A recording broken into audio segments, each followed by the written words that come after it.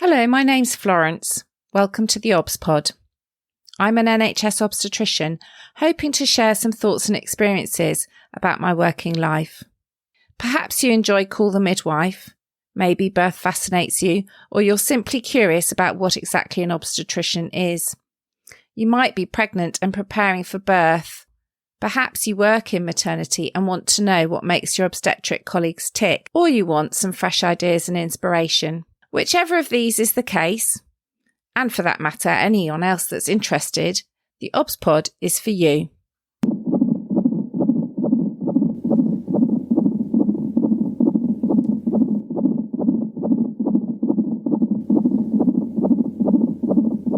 Episode 121. Small baby. This week, I was looking at my stats for my podcast. I do every once in a while, just to kind of figure out what you're all listening to. What are the popular things? And this week, big baby. It's true, it's neck and neck with home birth, but it's actually edged ahead as my most popular episode. This got me thinking, how come I haven't done an episode on a small baby? How remiss of me. I'm 120 episodes in. I can't believe I haven't thought about it. Therefore, this week, I'm going to think a little bit about small babies to balance things up a bit. Many pregnancies where the baby is found to be small may end up being cared for by a specialist fetal medicine consultant, an expert in scanning and dealing with small babies. Just to be clear, I'm not one of them. I did do ultrasound training, it's true, but I no longer scan on a regular basis, and I wouldn't hope to look after very, very small babies. So what I'm going to discuss today is the way I, an average obstetrician, deal with this day to day. First of all, we need to think what counts as a small baby. And there are a few things to think about here. Typically, we're looking at babies on the 10th centile, or less. That's the smallest 10% of babies. What do I mean by a centile? Well, this is when we plot the baby on a centile chart. You may have seen these scan measurements on a chart, or charted when the midwife measures what we call the symphyseal fundal height. You know, that measurement from the pubic bone to the top of the womb that's done with a tape measure at every antenatal checkup. We will plot these measurements or scan measurements on a chart that tell us where 50% of babies will be, the top 10% and the smallest 10%. This measurement with a tape measure is a crude screening test for smaller babies, and we can use the measurements to decide if an additional scan is warranted. The other place you may have seen these centile charts are if you've got an existing child, they're in your red book to show the growth and development of your baby through childhood up to age 5 usually. If we're using the 10th centile, by definition, 10% of babies will be categorised as small. Other descriptions you may hear doctors or midwives use are small for dates, SFD, or small for gestational age, SGA. And you also may hear the expression fetal growth restriction, FGR, or intrauterine growth restriction, IUGR. This is a bit different because growth restriction may not actually be a small baby. It might be, but it might be that the baby is actually what would be considered a normal size but hasn't reached its full potential. Strictly speaking, to decide if the baby has growth restriction, we need more than one scan because we need to look at the growth over time. Any baby should track the centiles. In other words, on the chart, it should be growing in such a way that it runs parallel with the lines.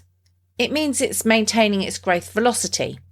In other words, it's growing at a stable rate. Growth restriction is when a baby is no longer tracking. In other words, its growth rate has slowed down, and we see the measurements start to cross the centiles. An example of this might be a baby started out on the 50th centile, where 50% of babies will be on one scan, and on the next scan might be on the 15th centile.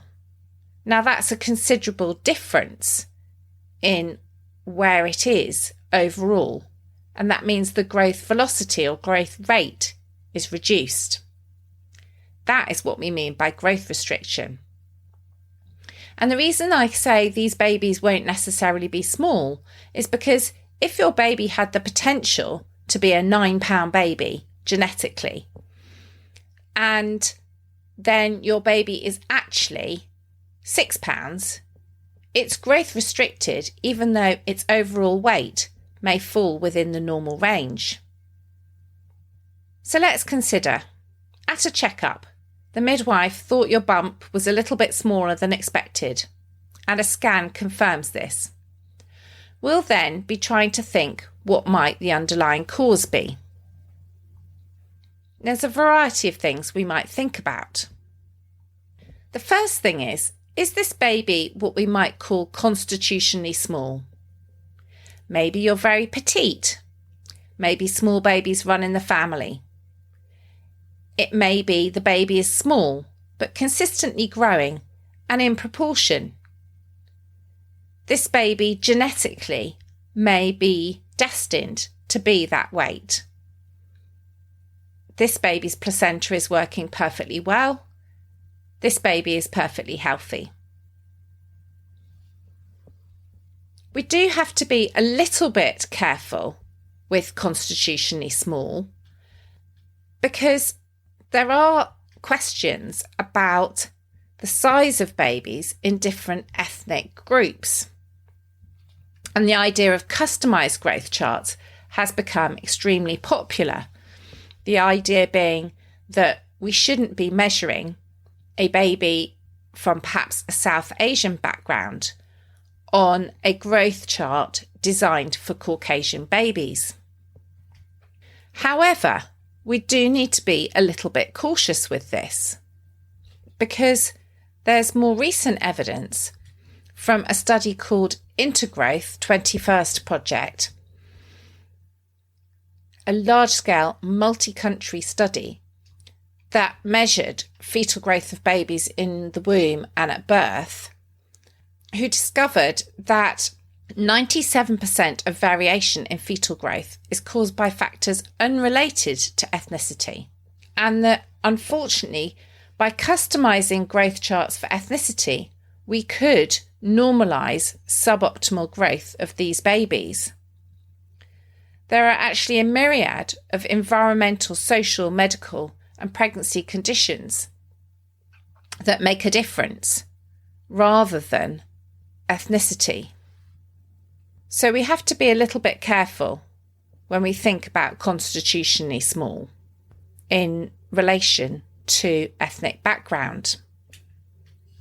Okay, we're not thinking this baby's constitutionally small. What are the other obvious explanations?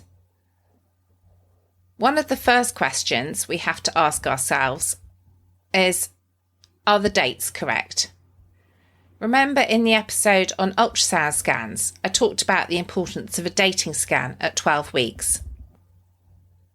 Most women who've booked in for early antenatal care will have had that booking dating scan, so we can be sure about their dates.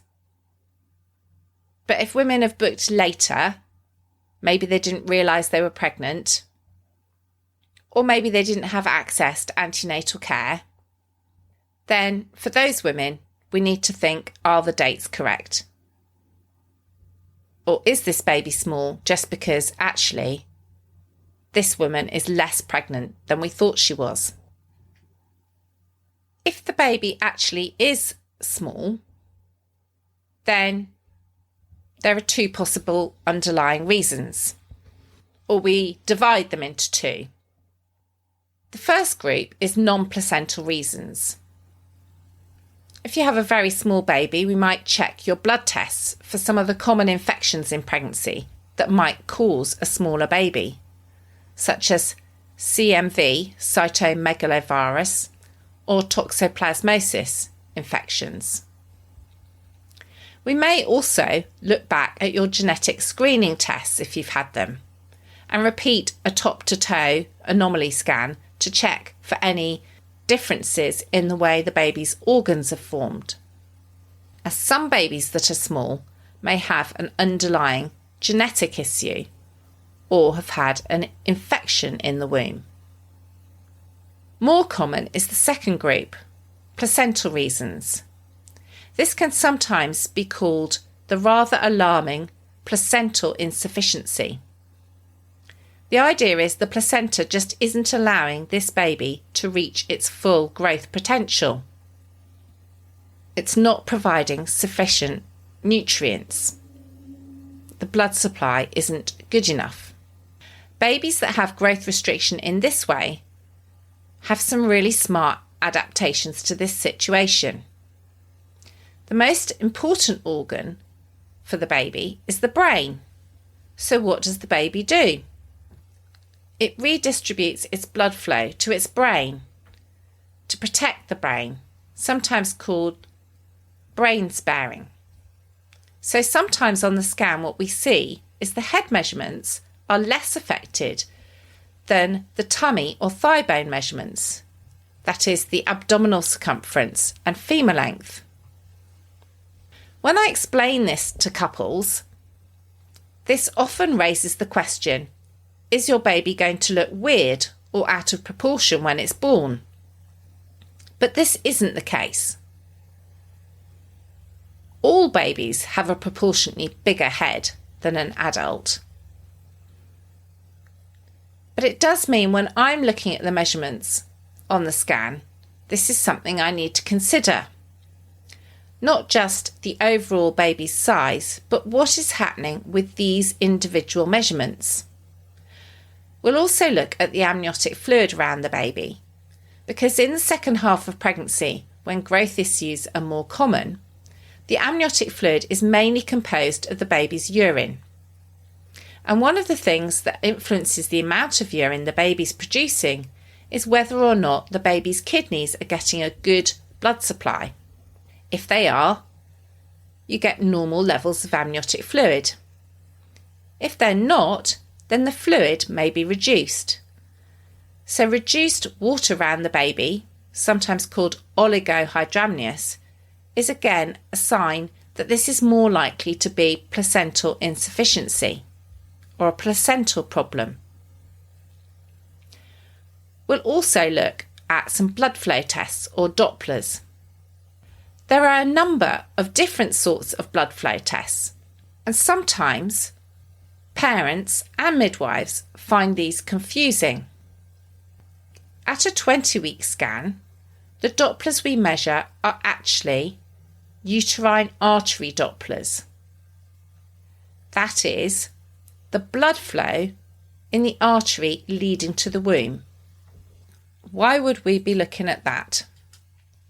Well, if you go back to my episode on the placenta, you'll remember that the placenta forms when the trophoblast, that's some cells from the embryo, invade into the muscle of the womb and the uterine, the womb spiral arteries.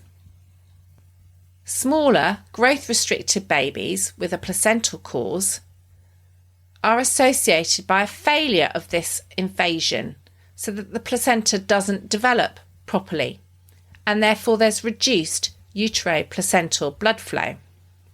So when we look at the blood flow, we know there's an association between abnormal blood flow or high resistance with inadequate trophoblast invasion.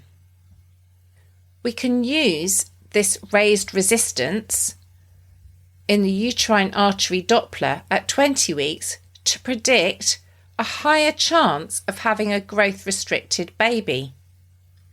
So we use this measurement at the 20-week scan to help us determine which babies we should be scanning more frequently in the third trimester to look for growth problems.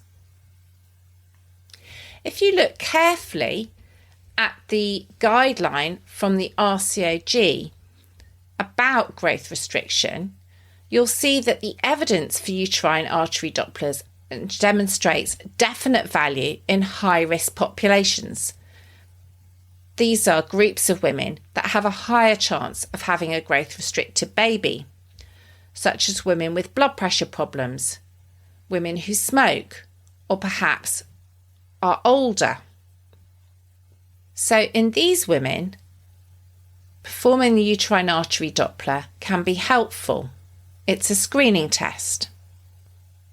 It's less obvious why, in some places, including my own unit, we're using this screening test for everybody, because there's less evidence that this is of benefit in a low-risk population.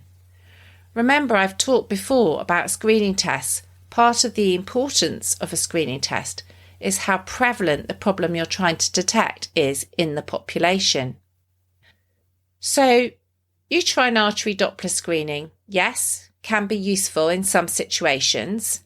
Yes, can help us pinpoint which women we should be offering more scans to. But back to what we discussed in the Big Baby episode, we can cause increased anxiety. And the same is true for some of the other screening tests that we use in pregnancy, introduced for one thing and then used for another. PAP-A is another example.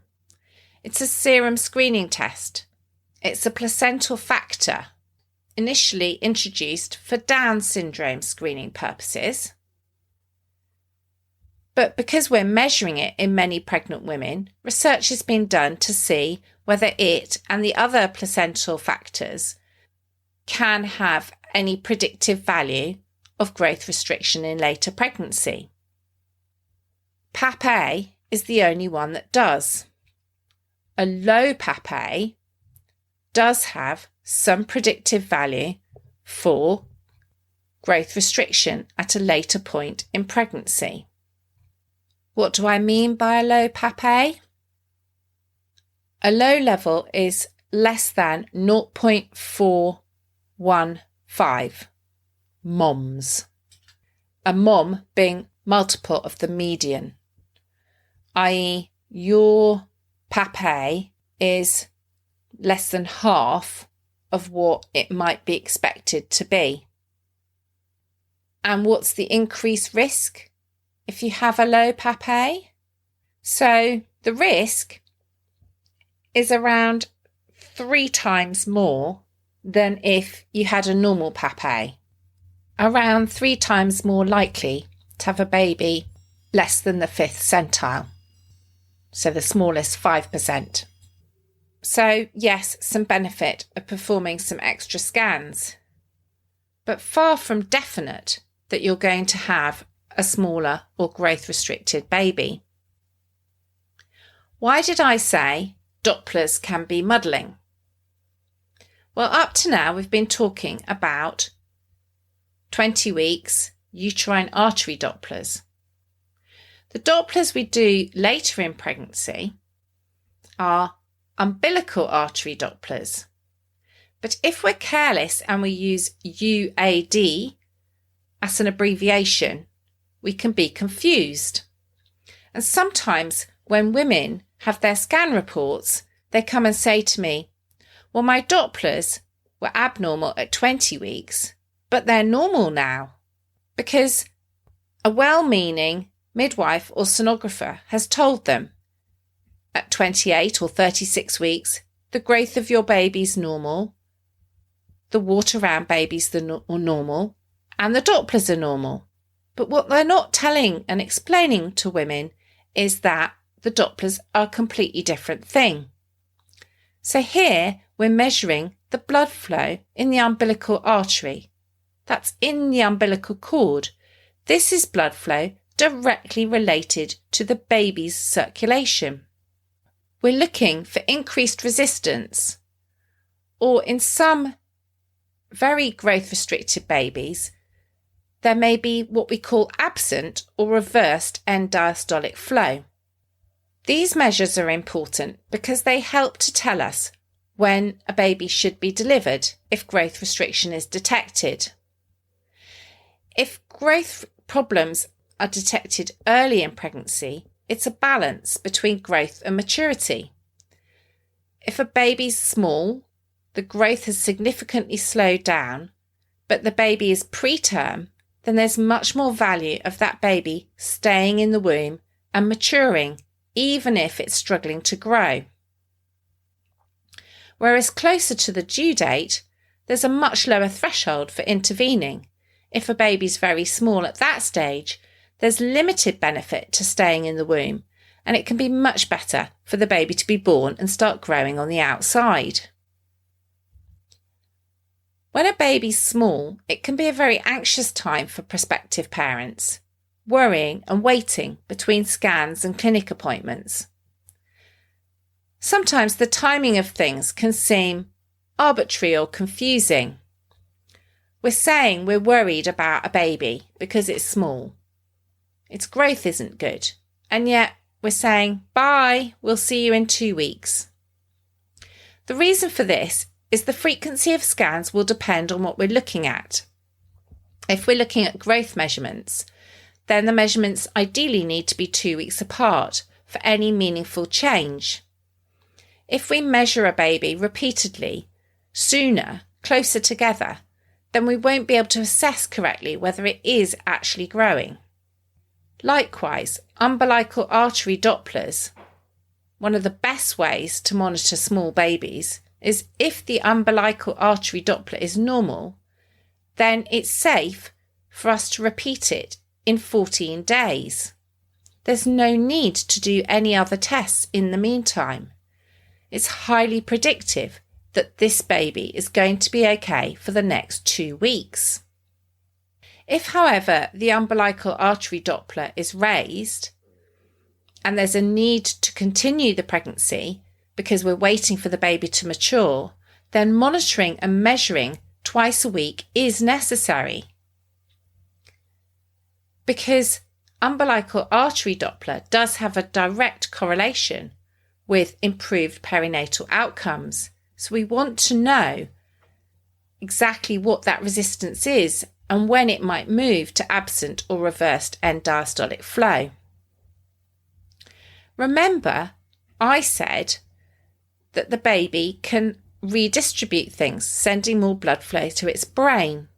So if we have an abnormal umbilical artery Doppler, we can look at the middle cerebral artery. That's the artery in the middle of the baby's brain. So here, rather than increasing when there's a problem, the resistance to the blood flow is reduced. It isn't actually a great predictor in preterm babies, but in small babies at full term, it can be. If the middle cerebral artery is abnormal, we might need to deliver that baby. The final sort of Doppler that can be used is the ductus venosus. The ductus venosus represents the atrial, that's the smaller chamber of the heart, pressure volume changes during the cardiac cycle. As the baby's struggling and growth restriction worsens, the blood flow velocity in the ductus venosus reduces. So this tells us a bit about the baby's heart function. For small preterm babies, monitoring the ductus venosus is one of the best predictors of when we should deliver a baby. If the ductus venosus Doppler becomes abnormal, then delivery is necessary. But like I said at the beginning, this wouldn't be done by me. This would be done by one of my fetal medicine colleagues. Alongside these Dopplers for a small baby, we may also perform a computerised CTG or heartbeat monitor. Remember, in one of the episodes on fetal heart monitoring, I talked about Dawes-Redman criteria.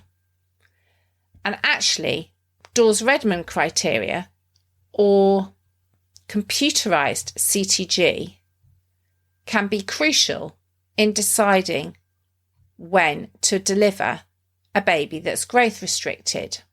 Conventional CTG, cardiotachograph, has a big difference in intra and inter-observer variability. But with computerised CTG, the fetal heart rate variation is the most useful predictor of fetal well-being. So we need to look at short-term variation, or STV. And if this is less than 3, there's a much higher rate of the baby not surviving. And therefore much more urgency that this baby needs to be born now. So for a small baby, we'll use a combination of growth scans looking at 2 points in time, at least 2 weeks apart. Umbilical artery, again, if it's normal, 2 weeks apart.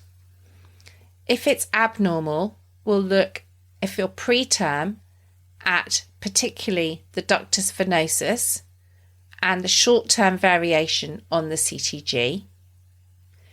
And if you're nearer term, we'll be looking more at the middle cerebral artery.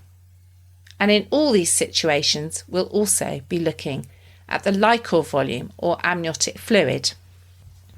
Not forgetting the fact that we'll be asking you, is your baby moving? Because fetal movements or baby being active, baby moving around, is a really good indicator that that baby is well. So you have a small baby, you'll probably be given some additional scans, more frequent appointments. We'll also be looking for blood pressure issues because where there's a placental problem, often a smaller baby goes along with blood pressure problems. And then we'll be talking to you about perhaps having your baby a little bit earlier than you might have expected. Birth will depend on just how small your baby is, as well as what stage of pregnancy you need to have your baby. If you're very preterm and the baby's very small, we'll usually be recommending a caesarean to put the least amount of stress on the baby, and also because your body just simply isn't ready for labour.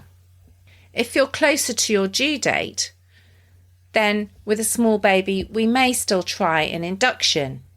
We'll explain to you that there's a higher chance of your baby getting stressed during labour.